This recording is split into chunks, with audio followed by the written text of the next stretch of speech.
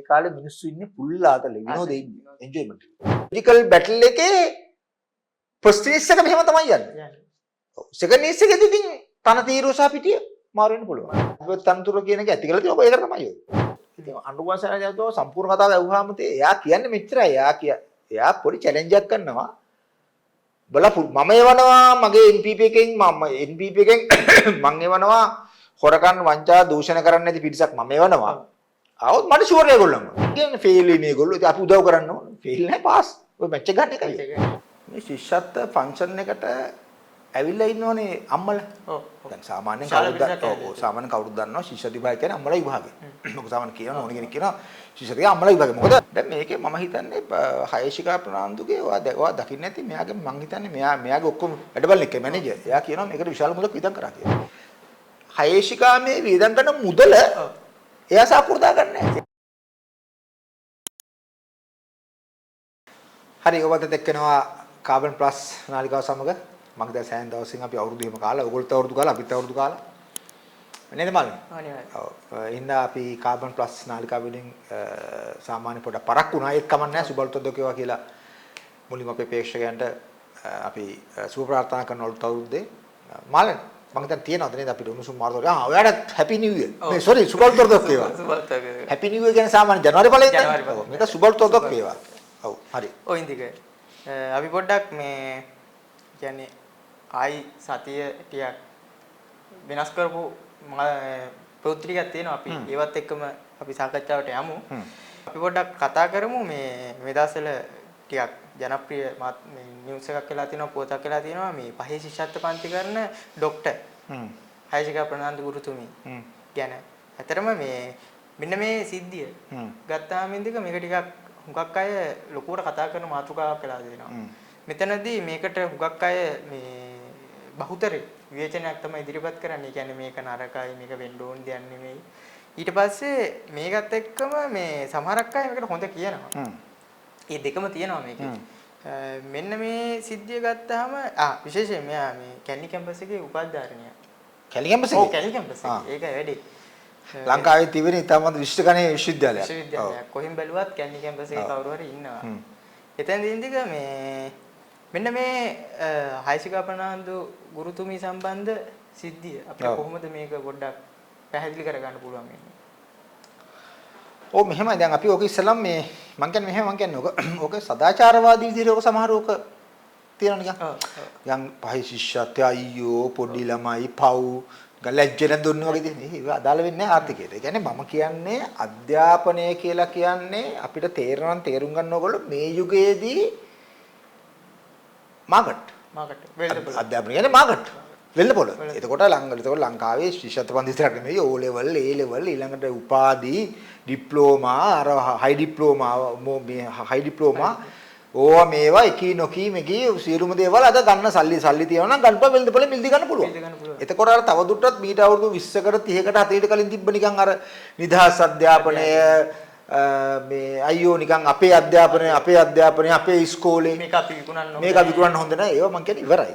අපි ඉස්සරහට තේරුම් ගන්නවා. ඒකේ මං කියන්නේ සදාචාරවාදී සීමාව මේකේ මුලින්ම කඩලා අයින් කරන්න ඕනේ. මේක අදාළ නැහැ තවදුරටත්. වැඩක් නැහැ. මොකද ඒ ගැන කිව්වා කියලා මේක මුකුත් වෙන්නේ නැහැ. ඒක පළවෙනි එක. දෙක තමයි මාළ මේක මම දීප් එකත් මම කතා කරපළා මම මෙතන දැක්ක එකක් තමයි මාළ මෙන්න මෙහෙම එකක්. ඔයා කොහොමද නෝට් කරනවා ඔයාලට තේරෙනවා ඇති. මම දැක්ක අර කොහේ UK වල කවුරු හරි විශ්වවිද්‍යාල කවුරු හරි UK වල ඉන්න කවුරු හරි ආචාර්යවරියක් මිහිරි සිල්වර නමක් තියෙන කෙනෙක් මම දැක්ක එයාගේ ඩීටේල් ලියලා තියෙනවා. එයා ලියලා තියෙනවා මෙයාගේ ආචාර්ය උපාධියට ප්‍රශ්න කළා නම් මනම් කළා ඔය ලියලා තිබ්බා. හැබැයි මම කියන්නේ මෙන්න මෙතනදී ඔයත් දැන් මේ ඒ කියන්නේ මෙන්න මේ ආචාර්ය මිහිරි සිල්වා හරි එහෙම නැත්නම් මේක ගැන යම්කිසි විවේචන කරන හොඳ මේ කියන්නේ හොඳ ලියන විවේචන ලියන හැමෝම උත්සාහ කරනව නේද යම්කිසි අර්ථයකට මේක ගේන්නේ. ඒ කියන්නේ දැන් මිනිසුන්ට තේරෙන්නේ පහේ ශිෂ්‍යත්වයේ කුඩා දරුවන්ගේ ඒ කියන්නේ පහේ ශිෂ්‍යත්ව කියලා කියන්නේ ඊළඟ යන්නේ 6ට යන්නේ O level A level නෙමෙයිනේ. විශ්වවිද්‍යාලෙත් නෙමෙයිනේ. හැබැයි මේ වගේ ෆන්ක්ෂන් එකක් එතකොට මේ වගේ සාහිත්‍ය ප්‍රධාන උත්සවයක් ඒ කියන්නේ ශිෂ්‍යත්වයේ සමත් වෙච්ච දරුවෝ ගෙනහලා BMICH එකට මේ වගේ කරන උත්සවයක් ඇයි මෙයා මෙහෙම ලොකුවට කරන්නේ මොකද්ද මේක නිය ඔළුව විකාර වෙනවනේ. ඒ ඔළුව විකාර වෙන හින්දානේ ඒ කියන්නේ මේ ඒ කියන්නේ අපි ඒක න්‍යායික භාෂාවෙන් කියනවා හැඟුම්කාර ගොඩක් එනවා. ඔව් අනිවාර්යයෙන්. ඒ කියන්නේ මෙහින් එනවා මෙහි ශිෂ්‍යත් එනවා එතකොට උඩින් හෙලිකොප්ටර් එනවා පොලිසිය වහන එනවා මල් දානවා මෙයාගේ ෆොටෝ තියෙනවා මෙයා මෙහෙම කරනවා උඩින් මල් දානකොට ඕක කරනවනේ. ඒ කියන්නේ හැඟුම්කාර කෙනා එනවා හොගාලෙනවා. ඒතර මේක ප්ලේ වෙනවනේ මෙහෙම. එතකොට මෙන්න මේ ඔක්කොම මේ ප්ලේ වෙන හැඟුම්කාරක. මේ එහෙම නැත්නම් අපිට මේ එන මොන හරි දේවල් ටික ඒ වෙන සංකල්ප ටික ඔක්කොම අපිට එක තැනකට මෙහෙම අල්ලගන්න රිප්පර ගන්න එපා. අපි ඒකට කියන අර්ථයක් කියලා කියන්නේ. ඔව්. එතකොට මේක අර්ථයක් හැදෙන්නේ. අර්ථයක් හැදෙන්නේ. ඉතින් මම කියන්නේ මේ හැමෝම හදන්නේ මෙන්න මේ අර්ථය හදන්නේ. කියන්නේ මේ අධ්‍යාපනයේ මෙහෙමයි කුඩා දරුවෝ ශිෂ්‍යත්ව විභාගයේ නැත්තම් මෙයාගේ මේ උපාධි මෙයාගේ තියෙන මේ ඩොක්ටරේට් වැරදි. ඒ කියන්නේ මේ ගේන්නේ මම ගේන හදන්නේ අර්ථයකට. මම කියන වැඩක් නැහැ. ගම් මුකුත් වෙන්නේ නැහැ. ඕගොල්ලෝ ඔහොම නෙමෙයි. ඕගොල්ලෝ Facebook බැයි නම් සමාජ මාධ්‍ය බැයි නම් YouTube බැයි නම් ඕනේ එක. ඕගොල්ලෝ අර්ථ ගේන්න බලන්න අර්ථ ගන්න මුකුත් වෙන්නේ නැහැ. මොකද හේතුව මේ යුගයේදී මේ වගේ ෆන්ක්ෂන් සම්බන්ධ වෙන්නේ අර්ථයකට නෙමෙයි සම්බන්ධ වෙන්නේ. එන්ජොයිමන්ට් එක. එන්ජොයිමන්ට් එක. ඒ කියන්නේ විනෝදයට.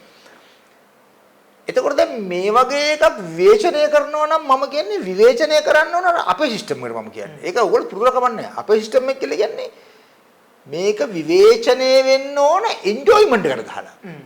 එහෙම නැතු අර්ථයක් ගන්න බෑ මේකේ. එන්ජොයිමන්ට් කියන්නේ මෙන්න මේක. ඔන්න දැන් මොන්න දැන් මම හට කියන්නම් එන්ජොයිමන්ට් එකේ පාර්ට් එක. ඔයා බලන්න මේ ශිෂ්‍යත්ව ෆන්ක්ෂන් එකට ඇවිල්ලා ඉන්නෝනේ අම්මලා. දැන් සාමාන්‍යයෙන් කවුරුද දන්නවා ශිෂ්‍ය විභාගය කියන්නේ අම්මලා විභාගේ. මොකද සාමාන්‍ය කියනවා ඕන කෙනෙක් කියනවා ශිෂ්‍ය විභාගය අම්මලා විභාගේ. මොකද දරුවන්ට වැඩි අම්මලා තමයි ක්ලාස් යන්නේ. දරුවෝ අරගෙන යන්නේ. මොකද දරුවෝ පුංචි තේරෙන්නේ නැහැ නේ. එතකොට ඔයා දැන් ඔය මම කියන්නේ බලන්න ගියේ මේ අම්මලාගේ මූණු ටික. ඒ කියන්නේ තමුන්ගේ ජීවිත කාලේ කවදාවත් බණ්ඩාරනායක ජාත්‍යන්තර අනුස්මරණ සම්මන්ත්‍රණ ශාලාවේ BMICH එකේ ෆන්ක්ෂන් එකකට සහභාගී වෙන්න බැරිලා තියෙනවා තමුන්ගත් අපනටකට. ඔය ගොඩක් අම්මලා සභාවෙන් බැරිලා තියෙනවා. එතකොට ඒගොල්ලන්ට මේ කවුද යගේ නම මොකද? හයිසිකා ප්‍රනාන්දු විසින් අවස්ථාවක් දීලා තියෙනවා ලස්සන සාරිය ඇඳගෙන මේකප් කරලා කොණ්ඩටින් කරලා නේද? අයිබ්‍රෝස් හදලා ලස්සනයි. ඇවිල්ලා ඒගොල්ලන්ට BMICH එකට ඇවිල්ලා තමුන්ට ප්‍රකාශමාන වෙන්න. තමුන්ට විනෝද වෙන්න යම්කිසි අවස්ථාවක් පරිසරයක් හරිසිය හදලා තියෙනවා. ඒ කියන්නේ ඉවෙන්ට් එක තුල. ඉවෙන්ට් එක තුල. ඇවිල්ලා පවුල පිටින් ඇවිල්ලා පවුලත් එක්ක වෙනම ෆොටෝ ටිකක් අරගෙන කාලා බීලා. හරියට හරි ෆොටෝ ටිකක් ගන්නවා එළියේ කනවා බොනවා ෆොටෝස් ගන්නවා ඒක Facebook දානවා ස්ටෝරි දානවා WhatsApp ස්ටෝරි දානවා ඒක කරන්නේ ලස්සනට ඇඳලා කරලා. ලස්සන කරලා දානවා. ඉතින් ඕක තමයි එන්ජොයිමන්ට් එක. ඉතින් මම කියන්නේ මෙන්න මෙතන ඒ කියන්නේ ඔන්න ඔතන තමයි විවේචනය වෙන්න ඕනේ. එහෙම නැතුව ඔතන විවේචනය වෙන්නේ නැතුව මේක මොකක් හරි අර්ථයකට ගේන්න හැදුවා කියලා මුකුත් වෙන්නේ නැහැ. ඕ එතනින් තමයි මේක ඔක්කොම වැඩ කරන්නේ නේ. මේ ඔක්කොම අල්ලගෙන ඉන්නේ. සියලුම දේ ඒ කියන්නේ ඔටෝ ෆන්ක්ෂන් වෙන්නේ එතන. එතනින් ඔටෝ ෆන්ක්ෂන් නෙමෙයි. ඊළඟ තව එකක්. මම නැත්තම් මේකට කියන අමතක වෙනවා. දැන් මේකේ මම හිතන්නේ හයශිකා ප්‍රනාන්දුගේ ඔයා දකින්න ඇති මෙයාගේ මං හිතන්නේ මෙයාගේ ඔක්කොම වැඩබලන එක මැනේජර්. එයා කියනවා මේකට විශාල මුදලක් වියදම් කරා කියලා. ඒකට මම සමහරව දාලා තිබ්බා මම කියන්නේ මෙහෙමයි. මං කියන්නේ ඒ කියන්නේ ආර්ථිකය පිළිබඳව මේ යුගයේ කෝණයෙන් බලන්න බැරි මං කියන්නේ ගෝත්‍රිකයෝ එහෙම කියන්නේ. ඒ කියන්නේ තේරුම් ගන්න ඕන හරිය ඒක දැන් හයශිකා මේකට වියදම් කරන මුදල කියලා කියන්නේ අර ඩ්‍රෝන වලින් කැමරා කරනවා. ඊට පස්සේ ඔතන කැම දෙන්න ඕනේ. එතකොට ඕකට ගේන්න ඕන අනිවාර්යෙන් කේටරින් සර්විස් එකක් ගේන්න ඕන. කේටරින් සර්විස්. ඊට පස්සේ BMICS හදන්න ඕන. මල් දාන්න ඕන, සරසන්න ඕන. මොකද අපිට අර මොකක්ද කියන්නේ ඒකට? ඩෙකරේෂන්. ඔව්. එතකොට ඩෙකරේෂන් දාන්නකොට ටීම් එකක් ඔකට වෙනම අරන් ඉන්න ඕන. ඊට පස්සේ සංවිධානය කරන වෙනම ටීම්. ශ්‍රී ලංකා පොලිසිය. රූපලාවන්‍ය පැත්ත. ස්ටේජ්. එතකොට ආලෝක. එතකොට මොනවාරි ඒ වගේ දේවල්. ඔක්කොම ගෙනහම අර පේන්නේ නැති. හයේශිකා මේ වියදම් කරන මුදල එයා සාපෘදා ගන්න නැහැ. එයා මේක මෙහෙම කළා බෙදනවා. මෙහෙම බෙදලා යනවා නේ. ඒක ඔක තමයි අර්ථය කියලා කියන්නේ. දැන් අර මිනිස්සු ජීවත් වෙන්නේ ඕකෙන්නේ. ජීවත් ඇත්තටම අතුගානේ සරලව කිව්වොත් පිරිසිදු කරන එක්කෙනා ඉඳන් ජීවත් වෙනවා ඉවෙන්ට් එකේ හින්දා නේ. වැඩි ඕනේ නැහැ. ඔය BMICH එක ආවට 3 wheel දුවන 3 wheel රියදුරෝ ටිකට එදා දවසේ ආදායම ඕක. ආදායම ඕක නේ. ඉතින් ඕක ඉස්සර කරන්න එපා. ඇත්තටම එතන තියෙන්නේ අර විවේචනය කරන එකේ අපෝ මුන් හම්බ කරගත්තා අපිට කීයක්වත් මේකෙන් හම්බ කරගන්න නෑ මම ඒක මෙහෙමත් බැලුවා. ඔතන තමයි කැලලක් තියෙනවා. එකක් තමයි දැන් මේගොල්ලෝ ඔය ගොඩක් ඔය මම දැක්කේ මාලිමාවයත් මම දැක්ක ගොඩක් ඇටැක් කරලා තියෙනවා. හැබැයි මාලිමාව කියන්නේ මම හිතන්නේ ජනතා විමුක්ති පෙරමුණේ පරණ කාර්ට එක නෙමෙයි. අර ගෝඨාභයත් එක්ක අර 2019 රැල්ලට ගිහිල්ලා ආයෙ ඩුබ්ගල් මාලිමාව පැත්තට පැන්නේ. එහෙම අර උඩින් පැල්ල වැටපල්ල වගේ පැන්නේ. අන්නේ සෙට් එක මම දැක්ක දාලා තියෙනවා. මොකද අපි සමහර අය ඉන්න අපි දන්න අය. ඒගොල්ලෝ දාලා ඔය කාලකන්ණි ගෑණි අනම්මනම් කියලා. මම කියන්නේ මෙහෙමයි වෙන්නේ. ඒ වෙන්නේ මෙහෙමයි. ඒ වෙන්නේ මෙහෙමයි. ඒ කියන්නේ යකෝ මගේ ජනාධිපති අගමැති අමුතුරු යන්නෙත් නෑ මේ පොලිස් රේඩියෝ කාර්යයක් ඉස්සරහන් දාගෙන 600 බයිසිකල් දෙයක් දාගෙන මෙන්න මේ ගෑණි යනවා. අන්න ඒක ඒන්නේ ඉතින්. ඒ එනේ කෑල්ල තමයි. ඒ කියන්නේ මමවත් මගේ නායකයන්වත් නොවිඳිනා විනෝදයක් හයසික විඳිනවා. මම අපි ඒක නැති කළා. ඒක නැති කළා දාන්නවා. ඒකත් එන්ජොයිමන්ට්. ඒකත් එන්ජොයිමන්ට් ඒක ඒක අර එන්ජොයිමන්ට් එක කඩා කපලා දානවා. ඒ කියන්නේ අනිකාගේ විනෝදේ පැහැර ගැනීමෙන් ලබන විනෝදයක් කියන්නේ. මට ලැබෙන්නේ නැති හින්දා මට සමග නායකයෙක් ලැබෙන්නේ නැති. ඔව්. ඔව් ඉතින් ඇත්තටම තව දෙයක් තමයි අර ඒක ටිකක් අර මේ විශ්වවිද්‍යාලයක උපත් ප්‍රදානෝත්සවයේ හැඩයක් තියෙනවානේ. ඔව් මම කියන්නේ මම ඔය දීප්තික සාමාන්‍ය කැලණි කැම්පස් එකේ වගේ ඩීන් ඉන්න උපකුලපති වගේ තනතුරක් දෙන්න ඕන මම කියන්නේ 600කට. 600කට. එයා ඇදලා හිටියෙත් තමයි ඒ වගේ මේකත්. ඔව්. ඒ කියන්නේ දුන්නා නම් මම කියන්නේ එයා ඔක හදන කැම්පස් එක. කැලණි විශ්වවිද්‍යාලය ඇත්තට වෙනස් වෙනවා. ඊට වඩා මේ ඊට වඩා මොඩර්න් වෙයි මම කියන්නේ මට තේරෙන හැටියට නේද. ඔව්. ඒ කියන්නේ මම දැක්කම ළඟදී කැලණි කැම්පස් එකේ මොකක් හරි ෆන්ක්ෂන් එකකදී අර T50 ලියාකෘතියක් තියෙන තුවක්කුවක් මම දැක්ක ගෙනහන ශිෂ්‍යෙක් මම කියන්නේ රැඩිකල් විප්ලව ශිෂ්‍යෙක් වෙන්නේ නැති රැවුලේ වල හිටියා බාස්කට් බෝල් වලද කොහෙද ඔව් මොකක් හරි එතන පාටියක් එයා උඩ ඉඳලා මෙහෙම කළා ඩාන්ස් කරන හැටි මෙහෙම තුවක්කුමානේ ඩිෂ් කියලා ඉඳී තියෙනවා. ඔව්. ළමයි මම කියන්නේ දරුවෝ. කුඩා දරුවෝ. මනස වැඩිලා නැහැ දරුවා. ඉතින් මම කියන්නේ ඒ වගේ මනස නොවැඩිච්ච විශ්වවිද්‍යාලයකට මම කියන්නේ උපකුලපති වගේ තන්ත්‍රකට නියමයි 600ක. 600. මම කියන්නේ හදලා ගනි. හදලා ගන්න ඕන. ඔය ඉන්දික දැන් අපි දැන් මේකෙදි මම මූලිකවම කිව්වනේ මේකට විවේචනයේදී වත් කරා. මම දැක්කා දැන් ජෝසප් ස්ටාලින්. ජෝසා. ඔව් ඔව්. ජෝසා නින්දෙන් නැගිටලානේ. මෙච්චර දවස් නිදාගෙන ඉඳලා තියෙන්නේ. මම දැක්ක අර මෙන්න මේ කුණු කෙල පාරක් ඉඳන් තිබ්බා කෑ ගහද්දියා. ඒ කියන්නේ නින්දෙන් නැගිටලා මේකටම නින්දෙන් නැගිටලා. කෑ ගහලා තිබ්බ අධ්‍යාපනය විනාශ වෙනවා. මේ එයා නැගිට්ටොත් ඒ කියන්නේ එයා මේවට ඉඩ දෙන්නේ නැහැ ඔන්න වගේ කතා ටිකක් කියලා තියෙනවා. මේ අදම ඒකත් එන එක විදිහක විකාරයක් නේද? අපි අර මෙහෙම කියමු. ඒ කියන්නේ මම කියන්නේ මේක. ඒ කියන්නේ ජෝසප් ස්ටාලින් සහෝදරයා ඔයාගේ ගුරු සංගමේ තියෙනවා. ඔයාගේ ගුරු සංගමේ ඉන්න ගුරුවරු හරියට පාසල් වල උගන්වනවා නම් ඉතින් මේ විදිහේ ටියුෂන් දී වෙන්නේ නැහැ. දී වෙන්නේ නැහැ. ඒ ඔයාගේ සංගමයකට උගන්වන්න. අනික මට කියන්නකෝ ඔයාගේ සංගමයෙන් මට කියන්නකෝ අධ්‍යාපනයේ මොන හරි අලුත් දේවල් වෙනුවෙන්. ඒ කියන්නේ අධ්‍යාපනයේ සිලබස් වෙනස් වෙන්න ඕන. එහෙම නැත්නම් මේ වගේ තියෙන කර්කියුලම් මොන හරි වෙනස් වෙන්න ඕන. එහෙම නැත්නම් පහයි ශිෂ්‍යත්වය අහුසි කරලා දාන්න ඕන. එහෙම නැත්නම් පහයි ශිෂ්‍යත්වය වෙනකොට වෙන විකල්ප විභාග ක්‍රමයක් ගේන්න ඕන. ඒ වගේ මට කියන්නකෝ එකක් මොකද්ද කියලා ඔයගොල්ලෝ කික් කරේ මෙතෙක් යෝජනා කරේ ආණ්ඩුවට. කිසිම දෙයක් යෝජනා කළා නැහැ. දැන් මෙහෙමනේ වෙන්නේ නැත්තේ මම හිතන්නේ මෙහෙමද පහුටියේ පේන් හිටියෙත් නෑනේ. මම හිතන්නේ අර ජීපී කවුද හිටපු කවුද දැන් ඔය අධ්‍යාපනයේ වසන්ත නෑ මේ කවුද මේ මහින්ද සමරසිංහ මහින්ද ජයසිංහ මම හිතන්නේ මහින්ද ජයසිංහ සහෝදරයා මම හිතන්නේ ජෝසයා කලිසප ගලවගෙන ගියා. නෑ ඇත්තටම මේ එයත් මේ දවස්වල පේන්නේ අපිට ඇත්තටම මේ ඕගොල්ලෝ හිතනවා ඇති අපිට නම අමතක වුණා. ඇත්තටම එයා හිටියේ නැතිද නම අමතක වුණේ. ඒතරුනේ මෙහෙම ඇත්තට මරු වැඩක් උනේ නේද. ඒතරුනේ ජෝසප් ස්ටාලින්ගේ කලිසම ගලවගෙන ගියා මහින්ද ජයසිංහ සහෝදරයා. මහින්ද ජයසිංහ කලිසම ගලවුවා අනුකුමාර සේන සහෝදරයා. ඒක එළියට දැන් ඒකට මුඛ්‍යයෙන් කරදේ. ඒ කියන්නේ දැන් මේ ඉදිරියේදී කරන යම්කිසි මොන හරි ප්‍රොසෙස් කරන ක්‍රියාවලියේදී මේගොල්ලන්ට එලි බහින්න බෑ. එලි බහින්න බෑනේ. ඒ කියන්නේ මම කියන්නේ දැන් ඒකෙදි පැහැදිලිවම කියනවනේ දැන් දේශපාලනඥ ගාව තිබුණු දූෂණ වංචා ටික නැවැත්වුවන් පස්සේ ඊළඟට ඕක අනිවාර්යෙන් ටර්න් වෙනවා රාජ්‍ය සේවයට. ඔව් ඔව්. අනිවාර්යෙන් ටර්න් වෙන්නේ නැත්තෝ. ටර්න් වෙන්න ඕනි. එතකොට මම කියන්නේ ඔය සෙල්ලම් ටික දාන්න හම්බෙන්නේ නැහැ කියලා කාටවත් මම කියන්නේ. කාටවත්. ඔව්. නෑ මම කියන්නේ ඔය ජෝසප් ස්ටාලින්ට මම කියන්නේ නිකන් ස්ටැක් එකම කරලා බාන්නෝ කියලා කම්මැලි කමට. දැන් ගුරු සටනක් ඔය එකක් කරලා බලන්න මම කියන්නේ. මට ඉතින්නේ මොනව නැතත් හොඳට නිදා ගන්නවා. ඔව් ඒක තියෙනවා දැන්. කමක් නැහැ ඉතින් සෑහෙන කාලෙ දුක් විඳන්නේ. ඔව් ඒක තමයි. දැන්වත් පොඩ්ඩක් විප්ලවයකල මහන්සිය. ඔව් විප්ලවයකල මහන්සිය තියෙන්නේ. ඒක. ඔව් ඉතින් දැන් මම අපි ඊළඟ එකට. ඔව් නෑ අර මට කියන්න තියෙන්නේ මෙච්චරයි. අධ්‍යාපනය කියලා කියන්නේ තවදුරටත් පූජනීය උත්තරීතර මොකක් හරි කෙහෙල් මලක් නෙමෙයි. මේ ලෝකගෝලීය ක්‍රියාත්මක වෙන මේ ධනවාදය ඇතුලේ යම් කිසි ආකාරයක වටිනාකමක් තියෙන විකිනෙන සේවාවක් සහ භාණ්ඩයක්. එච්චරයි. ඔක තේරුම් ගන්න කියලා කියන්නේ. ඔව්. ඔව්. පොයින්ට් එක අපි ඊළඟ ප්‍රශ්නෙට යමු. හරි. දැන් මෙතනදී මම දැකපු එකක් තමයි ඉන්දික මේ මෙන්න මේ කියන්නේ මේක මේ අවස්ථාවට පොලිස් ආරක්ෂාව ලබා දීලා තියෙනවා. එතනදී මේක ටිකක් අර ප්‍රභූන්ට ලබා දෙන පොලිස් ආරක්ෂාව හැඩයක් තමයි තියෙන්නේ. දැන් මෙතනදිත් මම දැක්ක මෙතන විශේෂයෙන්ම මේ විවේචනයක් තමයි. මෙතනට එල්ල වෙන්නේ කොහොමද ඒක දුන්නේ යාට අර මේ කියන්නේ අර ආකල්පික වගේ ජාපේ ජනාධිපතිතුමාටවත් අපි එහෙම මේකක් දෙන්නේ නැහැ. අනේ වගේ එකක් තමයි මෙතන උන්ක කට්ටිය කතා කරේ. මෙන්න මේ පොලිස් ආරක්ෂාව ලබා දීම සහ මෙන්න මේ විදියට ලබා ගැනීම පිළිබඳව අපි කතා කරොත් කොහොමද අපිට ඒක මේ පැහැදිලි කරගන්න වෙන්නේ? ඔව් මම දැක්ක සමහර වෙලාව මම දැක්ක පොලිසියේ මාධ්‍ය ප්‍රකාශතුමත් ඔක් කියනවා. එයා හඩ ඔක යාංග සම්පූර්ණ කියනවා පැහැදිලි කරලා කියනවා. අර මං කියන්නේ ඒකයි. දැන් එහෙම කිව්වොත් එන්නේ නැ අර්ථයකට. ඒ කියන්නේ දැන් පොලිස් මාධ්‍ය ප්‍රකාශතුමා කියනවා පොලිසියට බලය තියෙනවා. පොලිසි නිලධාරීන් යම්කිසි මුදලක් ගෙවුවාම මේ වගේ සේවාවන් වලට නිදහස් කරන්න. දෙන්න පුළුවන්. මම දැන් ටෙලිනාට්‍ය කොමර්ෂල් පුළුවන්. එතකොට පුළුවන් කියලා පොලිස් මාධ්‍ය ප්‍රකාශක කියනවා.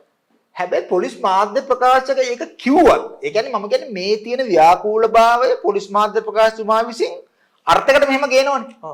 පුළුවන් කියලා කියනවනේ. අර්ථයකට ගේනවා. ඒ කියන්නේ පොලිස් මාධ්‍ය ප්‍රකාශකවට කිව්වනේ ඉතින්. එයානේ පොලිස් එකෙන් දන්නේ. හැබැයි ඒ ගෙනාවත් කියනවා නේද මේ පොලිස්කාරු ලැජ්ජ නැද්ද මුන් අර එහෙම කියන්නේ. මොන තමයි කියන්නේ අර එන්ජොයිමන්ට් කියන්නේ ඒක. ඒ කියන්නේ මේක පොලිස් මාධ්‍ය ප්‍රකාශකතුමා යම්කිසි අර්ථයකට මෙහෙම ගෙනාවත් ඒක වැඩක් නෑ. අර එන්ජොයි කරන කට්ටිය අදාළ වෙන්නේ නෑ. ඒගොල්ලෝ ඒත් කියන්නේ ලැජ්ජ නැද්දකෝ පොලිස්කාරයෝ මේ දෙන ආරක්ෂා කියලා. ඕක මෙහෙම වෙලා තියෙනවා. ඒ කියන්නේ පොලිසිය පාලනය කිරීමේ ප්‍රධාන නීතියනේ දෙපාර්තමේන්තු නියෝග කියලා කියන්නේ. ඩීఓ කියලා කියන්නේ. දෙපාර්තමේන්තු නියෝග. ඒකට පොලිසිය පාලනය කිරීමේ දෙපාර්තමේන්තු නියෝග හදන්නේ අපි නෙමෙයි. අපි දෙන හිවොක් ප්‍රෝග්‍රෑම් එක. මේක හදන්නේ බ්‍රිතාන්‍ය ජාතික. ඒ කියන්නේ ශ්‍රී ලංකාව පොලිසිය හදනකොටම මීට අවුරුදු 150 කට කලින් ඔය දෙපාර්තමේන්තු නියෝග කියන එක හදනවා. එතකොට ඇත්තටම පොලිසිය ප්‍රධාන වශයෙන්ම ලංකාවේ පොලිසිය හදන්නේ ඔය වතු ආර්ථිකයේ එක එන ඒ කියන්නේ අර යම්කිසි එනවා සල්ලි කටක් එනවනේ. ඒ කියන්නේ එන කටියම කියන මෙච්චරයි. ඕක න්‍යාය කළ මෙච්චරයි. බ්‍රිතාන්‍ය ප්‍රාග්ධනය ලංකාවට එන බ්‍රිතාන්‍ය ප්‍රාග්ධනය ආරක්ෂා කර ගැනීමේ එකක් හැටියට තමයි පොලිසිය හදන්නේ. ඒ කියන්නේ ආරක්ෂා කර ගැනීම ආයතනය. ආයතන හැටියට. මේ මහජන සාමය ආරක්ෂාව නෙවෙයි. ඒක පස්සේ ආවේවා. එතකොට ඔය දෙපාර්තමේන්තු නියෝගවලම තියෙනවා පොලිසිය කියන එක ගන්න පුළුවන් කෙනෙකුට මුදල් දීලා තමුන්ගේ ආරක්ෂාවට. ඒ හේතුව තමයි ඒ කියන්නේ දැන් අර ඒ කියන්නේ ඔය මේ අර ඒ කියන්නේ ඔය මේ උතුරු මේ රට මැද්දේ තියෙන ඉන්නවනේ වතු ආර්ථිකේ. ඒ වතු ආර්ථිකයේ ඉන්නේ යම්කිසි අයට ඒ ආයතන වලට ඒ අයිතිකාරීන්ට කම්පැනි වලට Tamanගේ මුදල් හරි මොන හරි අරන් එනකොට කොළඹට ඒ අවශ්‍ය ආරක්ෂාව තියෙනවනේ. ඒ ආරක්ෂාව ගන්න තමයි chance එක හදලා තියෙන්නේ. එතකොට ඒගොල්ලන්ට පුළුවන් සල්ලි බදලා ගන්න පොලිසියට. තාමත් ගන්න පුළුවන්. රාජ්‍යයට අමතරව අවශ්‍යතාවයක් තියෙනවා නම් ගන්න පුළුවන්. පහසුකම හදලා තියෙන හේතුව තමයි ඓතිහාසික හේතුව තමයි. ඓතිහාසික අරක. දැන් ඕක දන්නේ නැහැ ලංකාව කවුරු. ඒක තමයි chance එක දීලා තියෙන්නේ. එතකොට වෙලා තියෙන්නේ දැන් මේ යුගයට ඕක එනකොට ඕක අන්තිම තමයි දැන් ওই ගොඩක් වෙලාවට තේරෙන්නේ නැහැ නේද අපිට දැන් ත්‍රිවිධ හමුදාගේ ෆෝස් එකක් හමුදා. ෆෝස් බලකාය ෆෝස් එක. හැබැයි පොලිසිය කියන්නේ සර්විස් එක. සර්විස් එක. සේවාවක්. මම ඒක දැනගෙන දැන් අපේ උනේ මේ අර අවුරුදු 30ක් අද යුද්ධ අනම්මනම් සිවිල් යුද්ධ අරවා ඉන්න පොලිසිය ටීපන්සේ අරගෙන අරව කරාම හිතන පොලිසිය නෑ පොලිසිය හමුදාවක් නෙමෙයි මහත්තයෝ. පොලිසිය කියන්නේ සේවාවක් සර්විස් එකක්. එතකොට රජයේ සර්විස් එක කියලා කියන්නේ ඕනම මිනිස්සුෙකුට ඒකේ තියෙන ක්‍රියාපට දැන් මට සල්ලි තිබ්බා කියලා මට හමුදාවට යවන්න බෑ සල්ලි වලට. ඔව්නේ. ඒක ප්‍රොසෙස් එකක්. හැබැයි මේගොල්ලෝ මොකද මේගොල්ලෝ සර්විස් එකක් සේවාවක්. එතකොට මට ගිහිල්ලා තියෙන සල්ලි බැඳලි කරලා අදාළ ගාන මම ආරක්ෂා ගන්නවා. හැබැයි මෙහෙම කොතන තියෙනවා. ඒකත් ඔය කියන්න ඕන. හැබැයි දැන් මෙතන ආරක්ෂාව සම්බන්ධයෙන් මම බැලුවහම මම දැක්කා තමයි දැන් අර උඩින් අරගෙන කැමරා ගන්න ඩ්‍රෝන් එකේ. ඒ ෂොට් එක තමයි වැඩි අවුලුනේ මම. වැඩි අවුලුනේ මම. දැන් ඒක පොඩ පස්සේ දාන්න තිබ්බේ ඒකත් ඒකට වැඩි අවුලුණා. ඒ වෙන්නේ අර පොලිසිය එනවනේ ඉස්සරහා මේගොල්ලන්ගේ රේඩියෝ කාර් එකක් එනවනේ. ඔව්. රේඩියෝ කාර් එකක් ස්කුට් කරගෙන එතකොට හයේශිකා ප්‍රාන්තු මං හිතන්නේ එන රේන්ජ් රෝවර් එකක් දෙන්නේ. ඔව්. රේන්ජ් රෝවර් එක මම දැක්කේ. ඒ එන එක දෙපැත්තෙන් එනවා අර ලොකුවර පොලිසිය මේ සයිකල් දෙක. අර 600 දෙනවා බයිසිකල් දෙකක්. ඉතින් ඒක නම් මං හිතන්නේ පොඩ්ඩක් ඉතින් මන් දන්නේ නැහැ. ඉතින් ආරක්ෂාව කියලා කියන්නේ මම හිතුවාම දැන් ඔහොම ආරක්ෂාවක් කිල්ලුවාම මෙතනට මේ ශිෂ්‍යත්වයේ සමත් වෙච්ච දරුවෝ 8500කුයි තාත්ලම්මලයි එනව නෑදෑයෝ ඒ ටික එනවා නම් ඒගොල්ලන්ට ආරක්ෂා කරනවා කියන එකට එක අදාළ වෙන්නේ නෑ රිස්කොඩ් එකට හැබැයි. ඒක දෙකක්. අරක ප්‍රභූ පැත්තට යන්නේ නේ. ඒකට කේන්තියක් මේගොල්ලෝ. අරක ප්‍රභූනේ යන්නේ. ඒ කියන්නේ ඇත්තටම ප්‍රභූලා දැන් මතේ යන්නේ එහෙමනේ. ඔව්. NPP එක බලයට ආවා. ඔව් ප්‍රභූන්නේ. ප්‍රභූන්නේ. අර සූගිරි ප්‍රභූ නෑ මෙන්න යකෝ මෙන්න හයසිකා ප්‍රාන්ත කියලා කියන්නේ ප්‍රභූ වෙලා. අර සූගිරි බඩල කියන්නේ ඒකනේ ප්‍රභූලා ඉවරයි කියලා ඉතින් ඕ මගදී ඉබ්සා කරන්න එපා. ඉතින් ඒකගේ හැකියාව. ඔබ ෂුවර් එකට ඔක අන්තිමට ඔක කොන හොයාගෙන ගියාම මම කියන්නේ එක්කෝ කවුරු හරි පොලිසිය හිල්දාරිගේ නෝනා කෙනෙක් බිලින්දක් මේත් එක්ක සම්බන්ධ ඇති. කියන්නේ ඉතින් අනේ මාත්‍ර පොඩ්ඩක් කියලා නේද දෙන්නේ. ඉතින් දුන්නා ඉතින් මං කියන්නේ ඕක මහ ලොකු දෙයක් නෙමෙයි ඕක. එහෙම ලොකු කරගන්න එපා ඕක. ඒ කියන්නේ ඉන්දික මේකේ කොහේ හරි නෑ මම හිතන්නේ මගේ උපකල්පන. අනේ හරි. ඒ කියන්නේ කොහෙන් හරි ස්ත්‍රියක් සම්බන්ධ ඇති නේද? කරකවන්න. ඉතින් ඕක ඉතින් එහෙම තමයි වෙන්නේ ඉතින්. ඒවා ඉතින් මහ ලොකුට ගන්න එපා මම කියන්නේ. ඒ කියන්නේ රටේ උඩ වර්ධය වෙලා තියෙන්නේ. ඒක ගණන් මම මගේ ප්‍රධාන දේ මම කියන්නේ හයසිකා ප්‍රනාන්දර ඉරිසියානම් කරන්න එපා. දක්ෂ ගැහණියක්. දක්ෂ ගැහණියක්. ඒක කියනවා. මම අති දක්ෂ ගැහණියක්. එයා තමයි ව්‍යවසායිකාවක්. නැතුව ඉතින් ව්‍යවසායිකාව. නැතුව. අර දිලිත් ජයවීර කියන ව්‍යවසායිකාව නෙමෙයි. මෙයා තමයි ව්‍යවසායිකාව. ව්‍යවසායිකාව. මම කියන්නේ එහෙමයි. එයා අර මයික් එකෙන් කතා කරගෙන ඉන්නකොට එයාම දන්නවා දැන් තව පොඩ්ඩකින්. එයානේ ප්‍රෝග්‍රෑම් හදන්නේ. එයා දන්න ප්‍රෝග්‍රෑම් එක. එතකොට එයා දන්නවා තව පොඩ්ඩකින් හෙලිකොප්ටරෙන් ගාලා මල් දානවා කියලා. එයා දන්නවනේ. දන්නේ වගේ ඉතින්. එයා දැනගෙන නම් අර මයික් එකෙන් මෙහෙම කතා කරන ගමන් උඩින් හෙලිකොප්ටරෙන් මල් දාද්දී අර මෙහෙම කරන්නේ. දක්ෂයි මං කියන්නේ. ඇත්තටම මේ නලු නිලියන්ට වඩා හොඳ රංගන හැකියාවක් තියෙනවා. ඔව් දක්ෂයි. ඒ කියන්නේ මං හිතන්නේ ඉරිසියා කරන්න එපා කියලා මං කියන්නේ. අපි ඊළඟ ප්‍රශ්නට යමු. මෙතනදී මම ගන්න බැලුවේ දැන් මේක ඇත්තටම මේ අපි මෙහෙම මේ නිකන් අර මෙහෙම අපි සාමාන්‍යයෙන් හිටියට මේක ඇත්තටම මේ ඡන්ද කාලයක්. ඡන්දය පැත්තේ කාලයක් නේ. ඡන්දයක් තියෙනවද? නැතුව. පාසභා ඡන්ද. කන්නේ නම් දැන් මතකුනේ මට. ඇත්තටම මේක අමතක වෙලා නේද? මම හිතන්නේ හැමෝටම අමතක වෙලා තියෙන්නේ. එතනදී මේ මෙහෙම තියෙනවා කියලා කිව්වට ඇත්තටම ඉඳික මේ ඒ කියන්නේ කිසි කතාවක් හැබැයි මාලිමා කට්ටිය කැන්වස් යනවා නේද? ඔව් මාලිමා කට්ටිය ටිකක් අපි දැක්කා ඊයේ. ඔව් ඇක්ටිව්. ඒ කියන්නේ ඇක්ටිව් කියන්නේ කැන්වස් යනවා එක එක ඉවෙන්ට් සංවිධානය කරලා තියෙනවා. දැන් ඒගොල්ලෝ ආණ්ඩු පක්ෂෙන්නේ. ඔව්. දැන් මම බැලුවා විපක්ෂේ. නම් කියමුද නම්? කියන්න ඕනම කියන්න. සජිත් ප්‍රේමදාස. ඔව්. දිලිත් ජයවීර. ඔව්. දිලිත් නෙමෙයි දිලිත් කියලා කියවනේ. දිලිත් ජයවීර. ඒගොල්ලන්ගේ බැලුවාම මේ කිසිම නෑ නෙමෙයි. ඒ කියන්නේ අඩුමතරම මේ ඉවෙන්ට් එක, ඒ කියන්නේ අඩුමතරම මේ ගෙදරක 5 දිනක්වත් එකතු කරලා කතා කරගෙන තත්ත්වයක් කියලා තියෙනවා. ඒගොල්ලන්ගේ මේ අපේක්ෂකෙක්.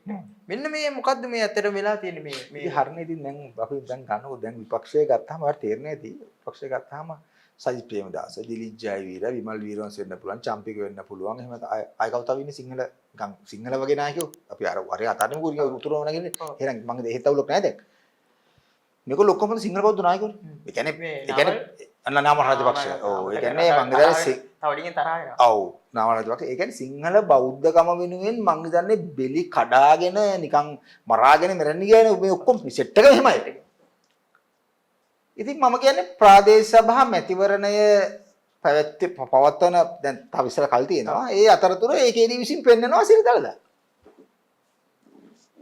දැන් කාර්ය මොකද ප්‍රශ්න කරද මොකද? තමයි කාර්යමත් ප්‍රශ්නද මම අහන්නේ. දැන් එතකොට සත්‍යම් දාස එයස්සේ පූජාවට මොකක්ද අර මේකක් අරගෙන මේ යනවා මේ මල්ලතේ හාමුදුරු කියනවා මේ ඉතින් ඔබතුමත් යන්නකෝ අර ගිහිල්ලා දල්දා වහන්සේ අනුබුදා ගන්නොක් කියලා. මම යන්නේ ගහරනේ හාමුදුරු සෙනගට මම ඒ ජනතාවට මේ හාන්නේ. ඉතින් අපිට කියන්නේ ඔයාලට තියෙන්නේ VIP ට VIP එකක් ඇතුළේ පොලිමක් ඕගන්නේ. වරි තියෙන්න ඕන. තිබ්බට කමක් නැහැ. මොකද මේගොල්ලන්ට අර තියෙනවනේ යම්කිසි ආරක්ෂා තියෙනවා. එතකොට මේ එකෙන් ගිහිල්ලා ඉතින් මන්ද පුතා ගන්න. මං කියන්නේ. නෑ මං කියන්නේ ඡන්දයස්සේ කැල්ලිනයි අනම්මනම් පෙන්ලා නිකන් ගොම් පාඩ් දාලා නෙළුම් මල් නිකන් මෙහෙම කරලා පුප්පලා අනම්මනම් කරලා දැන් අඬන්න එපා ඉතින්. අඬන්න එපා. අවුරුදු 14 පස්සේ ජාති ජන බලවේගයේ ආණ්ඩුව විසින් සීදල්ලා අති උතුම් සීදල්ලා වහන්සේගේ මහ ජනතාවට මේ විරුද්ධ කරලා තියෙනවා මේ වන්දනාමාන කරනවා. ඉතිහාස අවස්ථාවක්. ඡන්ද නෑ. ඡන්ද නෑ ඒක දැනන්නේ. ඔව් මම ඕකේ පොඩි මම ඕක පොඩ්ඩක් ටර්න් කරන්න පොඩ්ඩක් වෙන විදිහට. මොකද මම කල්පනා බැලුවොත් උඩ තේරෙන්න ඕන සාමාන්‍යයෙන් 94න් පස්සේ චන්ද්‍රිකා බණ්ඩාරනායක කුමාරතුමතිනිය අපේ බලේට හැබැයි චන්ද්‍රිකා පළවෙනි ටර්ම් එකත් මම හිතා ලොකු අවුලක් උන්නේ නැහැ. හැබැයි 99න් පස්සේ 99 විතර පස්සේ චන්ද්‍රිකාගේ දෙවෙනි ටර්ම් එකේ ඉඳලා ඔයා හොඳට බලන්න චෙක් කරන්න ලංකාවේ දේශපාලන ඉතිහාසය බැලුවම මට තේරෙන්න ඕන හැමතිස්සෙම ආණ්ඩු පක්ෂය ආණ්ඩුව ගන්නා පක්ෂයේ තියෙන මතවාදී තියෙනවනේ. ඔව් ඔව්. අදහස් කියලා කියන්නේ අපි අදහස් පද්ධති මිනිසුන් පාලනය කරන අදහස් පද්ධති. ideology දෘෂ්ටිවාදය. මෙන්න මේ දෘෂ්ටිවාදය කියන්නේ මිනිසුන් පාලනය කරන අදහස් පද්ධතිය හැමතිස්සෙම රාජ්‍ය බලය ගන්න ආණ්ඩුවෙන් මාරු වෙන විපක්ෂයට. ඒක හේතු වෙන්නේ ඇත්තටම ජනතා යුක්ති පෙරමුණ ඉන්නෝනේ හැමතිස්සෙම මේ පැත්තේ. ඒ කියන්නේ ඉතින් මහින්ද රාජපක්ෂ රනිල් වික්‍රමසිංහ පාලන කාලයේදී මතේ විරුද්ධ මතේ මෙහෙවන්නේ විශේෂයෙන්ම ජයිපේ. ඔව් අර ඒකනේ දැන් ඔය මහින්ද රාජපක්ෂ දැන් හොඳ දැන් උග්‍රම UNP කාර්යයක් වුණත් උග්‍රම මේ මහින්දවාදී වුණත් අර සමහර වලට කියනවා නිකන් අපිට කතා කියන්නේ කොච්චරක් බංගදී මේ JP කොල්ලකින්ද පොඩ්ඩක් අහන්නේ ඔය එකක් එන්නේ. එන්නේ ඒක නිකන් නෙමෙයි ඉන්නේ. ඒ ඡන්ද දෙන්නේ JP එකට. ඒගොල්ලෝ සදාචාර දරවල ඡන්ද දෙන්නේ. හැබැයි අර කෑල්ල ඒගොල්ලන් එන්නේ මොකුත් නෙමෙයි. ඒ කෑල්ල එන්නේ අපිව මෙහෙම ස්ට්‍රක්චර් වෙන අදහස් පද්ධතිය දෘෂ්ටිවාදී JP. ඒ කියන්නේ ඒක මෙහෙවන්නේ JP ගෙන් තමයි එන්නේ. එතකොට උනේ මෙතෙක් කල් උනේ සාමාන්‍ය 99 2000 විතර වගේ ඉඳලා හැමතිස්සෙම මොන පක්ෂයක් ආණ්ඩු බලය ගත්තත් රාජ්‍ය බලය ගත්තත් විපක්ෂය පොඩ ලොකුයි. මොකද හේතුව විපක්ෂ මතවාදයේ මෙහෙවන JP එක පැත්තකින් මෙහෙවන JP එකෙන් අනිකෙන් මෙහෙවන දෘෂ්ටිවාදයට විශාල ලොකු කැලලක් පොදු කැලලක් එනවා. පොදු ඒ කියන්නේ බහුතරයකට අමතනවා. අන්න හරි. ඒ කියන්නේ ලොකු කැලලක් පොදු කැලලක් එනවා. ඒ කියන්නේ මට කියන්න ඕන ආණ්ඩු පක්ෂයේ හැමතිස්සෙම දෘෂ්ටිවාදීව සුළුතරය දෘෂ්ටිවාදීව ආණ්ඩුවට විරුද්ධ පැත්තේ ඉන්න කට්ටිය ලොකුයි බහුතරය. මතවාදීව. ඒ කියන්නේ මිනිසුන් පාලනය කිරීමේ අදහස් පද්ධතිය ඇතුලේ. මේ පාර මොකෝද? මේ පාර වේග වෙනසක් වෙලා තියෙනවානේ. මේ පාර ප්‍රථමතට වෙලා තියෙන්නේ ජනතා යුක්ති පෙරමුණේ NPP හරහා ආණ්ඩු බලය ගත්තාම රාජ්‍ය බලය ගත්තාම වෙලා එක තමයි ලංකාවේ මිනිසුන් පාලනය කරන දෘෂ්ටිවාදයට ලංකාවේ මුළු පොදු ජනයා, ඒ කියන්නේ පොදු ජනතාවගෙන් විශාල පිරිසක් බහුතරයක් ඕකේ. සුළුතරේ ඉන්නේ. දැන් මම දැක්කා මේකට කවුදර මෙයා අර මෙහෙක් කෙනා. කවුදර හේරසිංහ මොන සුජිත් සේනසිංහ මම දැක්කා මේ කියනවා අරග මේක කියලා. මං කියන්නේ මේ වෙලාවේ ආණ්ඩුවට මම හිතන්නේ විරුද්ධව ඉන්නවනේ යම්කිසි මතයක් කියන මම හිතන්නේ ඔයත් එක්ක මම පස් හදලා යත්තේ. ඒ කියන්නේ අර මං කියන්නේ ඒ කියන්නේ අර ඔන්නෝ තමයි කියන්නේ. අර මං කිව්වෙත් එක ඒ කියන්නේ අයිඩියොලොජි ඒ කියන්නේ දෘෂ්ටිවාදය කියන්නේ අයිඩියොලොජි කියන එක හැන්ඩල් කිරීමේ පළවෙනි ඉනිම තියෙන්නේ. මැච් එකේ පළවෙනි ඉනිස් එක තියෙන්නේ. ඒ ඉනිස් එක ජේපීට ගහනවා. හරි. අපි කියන්නේ කට ගහනවා ඉනිස් එක. අර ඒකනේ අනේ අර ජේපීට අර දැන් ජේපීට අර උපදෙස් දෙන්නන්ගේ සංගමයක් හැදුවේ මේ ඉපරේද? උඹේ නන්නතරලා ඉන්නේ. ඒ කියන්නේ ඒගොල්ලෝ හිතුවේ මේකයි. අපේ කවුද මේ මහාචාර්ය සූත්‍රපුංචා. සූත්‍රපුංචා හැදුවේ ඒ හදලා මේගොල්ලෝ හිතුවා. ඒක අයිඩියොලොජි ෆේල් කරා. ඒ කියන්නේ ඒගොල්ලෝ දන්න එකක් නැහැ. ඒ වගේ අපිට තමයි කරන්න. ඔයාලට ෆේල් නේ මේගොල්ලෝ. ඔව්. කියන්නේ ෆේල් වෙයි මේගොල්ලෝ. ඉතින් අපි උදව් කරන්න ඕන. ෆේල් නැහැ පාස්. ඔය මැච් එක ගන්න එකයි. අපි තා හැබැයි ඉතින් දෙවෙනි නිම ටිකක් උඩට වෙනස් වෙනවා. අපි කියන්නේ පළවෙනි පාස්. එතකොට වෙන්නේ අර ප්‍රථම වතාවට ලංකාවේ විශාල ජනතාවක් බහුතර ජනතාවගේ අයිඩියොලොජි එක පාලනය කරන්න පුළුවන් පක්ෂ ඵලයන් තියෙනවා. පළවෙනි පාරනේ ලංකාවේ. ඔව් දැන් මහින්ද රාජපක්ෂගෙත් මම හිතන්නේ මහින්ද රාජපක්ෂගේ 2010 ඉඳලා බැලුවොත් එහෙම යම්කිසි නෑ මහින්ද රාජපක්ෂගේ පාලන යුගයේ යම් පොඩි කාලා තිබුණා. ඒ කියන්නේ විශේෂයෙන්ම 2010 යුද්ධෙන් පස්සේ යම්කිසි මාස 6ක් අවුරුදු විතර වගේ යාට පුළුවන් කොන්ට්‍රෝල් කරගන්න. හැබැයි ඊට පස්සේ අය අතින් ගැලවුණා. මොකද අර ප්‍රශ්නාවනේ. ඒවත් ගැලවුණා. මේ අර AKD හැමතිස්සෙම මට තේරෙනවා අර AKD නිකන් අර තමුන්ගේ NPP එකේ අයව නිකන් මෙහෙම ග්‍රිප් කරලා තියාගන්න. දැන් අර මෙහෙම යන්න දෙන්නේ නැහැ. ඔව්. දැන් ඔයාලට තේරෙනවා දැන් අපි මෙයා ගන්නකො දැන් කවුද අර මේ කොට්ටච්චි. අපේ දුල තාරකාව. අර කොට්ටච්චිga මෙහෙම ගියා. නිකන් මෙහෙම නැවැත්තුවේ ටොපක් කරලා වාඩි කරේ. ඒ ටොපක් කරලා වාඩි නිකන් නෙමෙයි වාඩි කරන්නේ. ඒ වාඩි කරන්නේ ඒ කියන්නේ ඒ අර ඒ කියන්නේ සමාජයේ හසුරුවන ඒ දෘෂ්ටි ඒ අයිඩියොලොජිකල් බැටල් එකේදී මෙයා අනවශ්‍ය පිටිකරුවෙක්. අනවශ්‍ය පිටිකරුවෙක්. කියන්නේ ලකුණු අහිමි කරන්නේ. ලකුණු මෙයා බැට් එක මුල ගහනවා. නික උඩට ගහන, එහෙ ගහන, මෙහෙ ගහන. මේවා කරගන්නවා, මිස් කරගන්නවා. කතා කරා ටොක්ක්ක් ගන්න වඩලු පැත්තේ. පොඩ්ඩ පැත්තකින් හොම ඉන්න වැඩේක පැත්තකින් ඉන්න. හරි එකම කියන්නේ. දේශපාලනක හරි. ඔයින් දෙක මේ මං ඊළඟ ප්‍රශ්නෙට යන්න. හරි. ඔව්. එතකොට දැන් මෙතනදී මම දැක්කා මේ අනුර කුමාර දිසානාගේ සහෝදරයා කියනවා මේ බලය ලබා ගන්න බැරි විච්ච ප්‍රසභාවලට මුදල් අනුමත කරන්නේ නැහැ කියලා කතාවක්. NPP එකට බලය ලැබෙන්නේ නැති. ඔව් NPP එකට බලය ලබා ගන්න බැරි වෙන ඒවා. එතකොට ඒකත් එක්කම මේක කතා කරොත් දැන් ආයි මම කියන්නේ ඒක එක ප්‍රශ්නයක්. මම ඊකරම තව පොඩි කැලලක් එකතු කරන්නම්.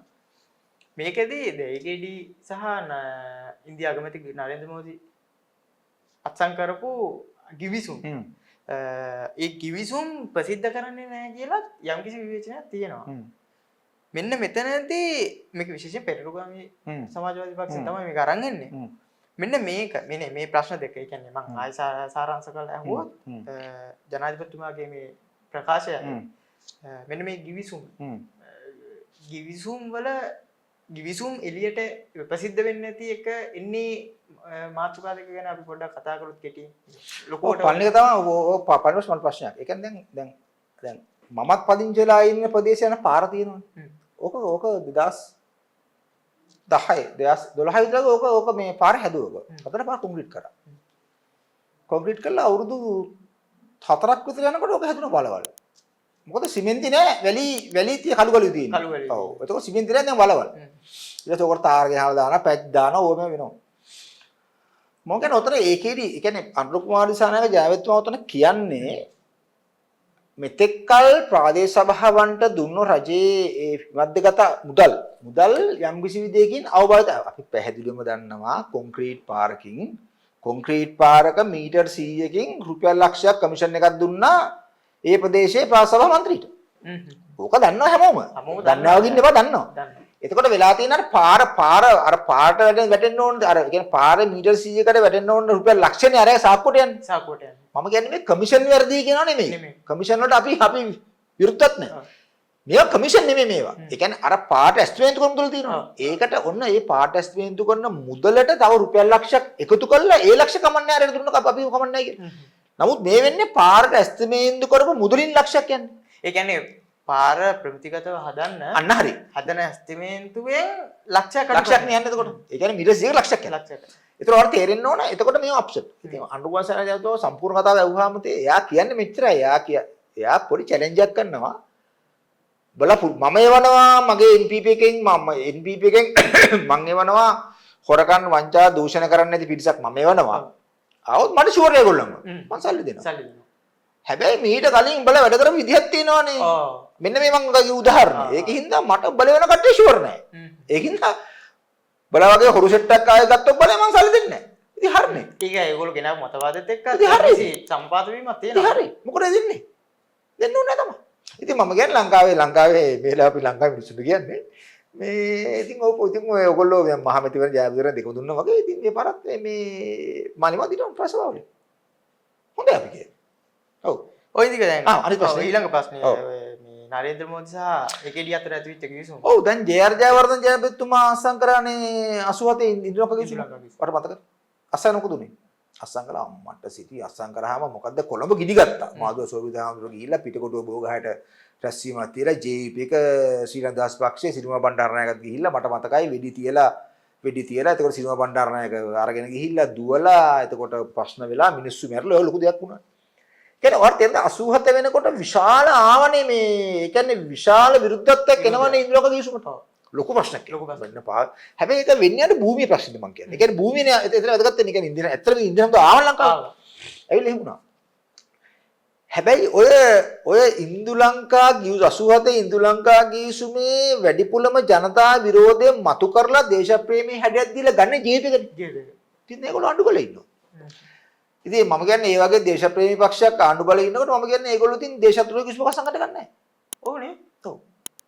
නැහැ සර් ඔයා දැකලා තියෙනවද ලංකාවේ මිනිස්සු කවුරුත් ලංකාවේ සාමාන්‍ය ජනතාව මම කියන්නේ. සාමාන්‍ය ජනතාව දැකලා තියෙනවද කවුරුත් නිකන් ඒ අහනවා නිකන් කෝයි කිව්සුම.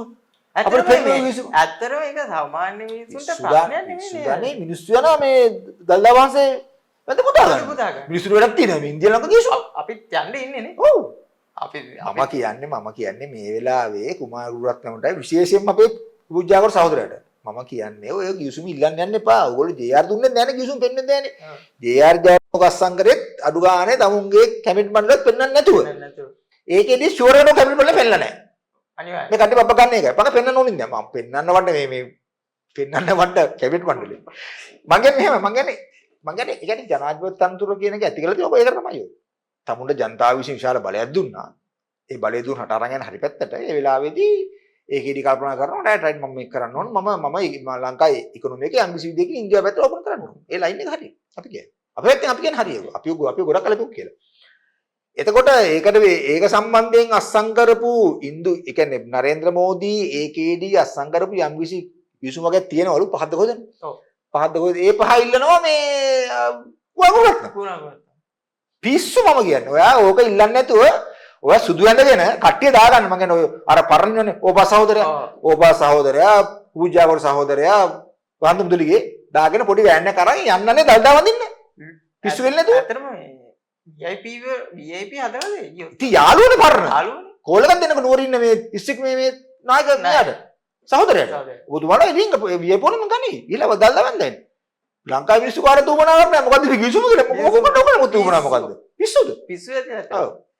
ඔය ඉතින් නෑ දැන් මම මේ බැලුවේ දැන් අපේ කලින් වැඩසටහනේ ඔයා ඒකේ ආතල්ලෙක් හැදුවා. ඔව්. දැන් මම බැලුවේ දැන් අපි මේ හයිසිකා ප්‍රනාන්දු ගුරුතුමීගේ ප්‍රශ්න සම්බන්ධව පොලිසිය ක්‍රියා කරපු ආකාරය ගැන දැන් ඔයා පැහැදිලි කිරීමක් කරා.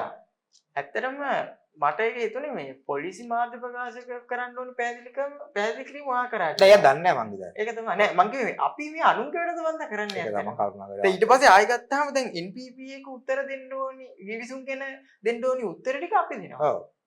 ඇත්තටම මේ දැන් වෙලාවකට ඔයා මේ NPP එකේ මාධ්‍ය ප්‍රකාශක කරනවා. ඔව්. තව වෙලාවකට මේ අර පොලිසිය වගේ ආයතනයක මාධ්‍ය ප්‍රකාශක කරන්න ඕනි වැඩ ටික කරනවා. ඔව්. මට තේරෙන්නේ නැහැ ඇත්තටම මේ මොකද්ද මේ වෙන්නේ කියලා. මම ප්‍රශ්න ටිකක් අරන් එනවා. මේ යුගයේදී දේශපාලනය කියන්නේ මාරන් අර්ථ වලට ගෙන්නේ නෙමෙයි. අර්ථ වලට ගේන්න බෑ මිනිස්සුන්ව. මේ යුගයේ වෙලා තියෙන මේ කාලේ මිනිස්සු ඉන්නේ පුල් ආතල විනෝදේ ඉන්නේ. එන්ජොයිමන්ට් එක. එතකොට එන්ජොයිමන්ට් එකයි විශේෂණ වෙන්නේ. ඒක තමයි අපේ දේශපාලනය කියන්නේ. එතකොට වෙන්නේ අර අපි හැමතිස්සෙම කරන්නේ එකක් තමයි